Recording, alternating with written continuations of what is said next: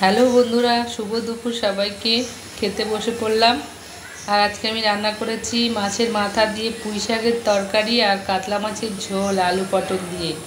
আর আমি এখন খাচ্ছি শুটকি মাছ। শুটকি মাছটা হেভি হয়েছে। আর শুটকি মাছটা আমার মা রান্না করে পাঠিয়েছে আমার জন্য। আর তোমরা কে কে শুটকি মাছ খেতে পছন্দ করো কমেন্টে জানিও। আর আমি এখন খাচ্ছি তরকারি দিয়ে। দেখো, তরকারিতে কাঁঠালের বীজ দিয়েছি, খেতে খুব ভালো হয়েছে। আর এরপর আমি নিয়ে নেব মাছের ঝোল দিয়ে খাবো। আর দেখো কত বড় মাছটা নিয়েছি আমি। তো যাই হোক, এক পিসই নিয়েছি। কর্তামশাই আলু পছন্দ করে না, তার জন্য আবার পটল দিয়েছি মাছে। পটল আলু দিয়ে কাতলা মাছের ঝোল, পাতলা ঝোল করেছি। তো খারাপ হয়নি, মাছটা ভালোই হয়েছে খেতে। খেয়ে নিই চলো। এরপরে নেব একটু চাটনি।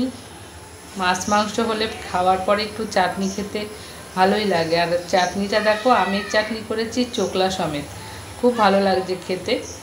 তো চলো, টাটা সবাইকে।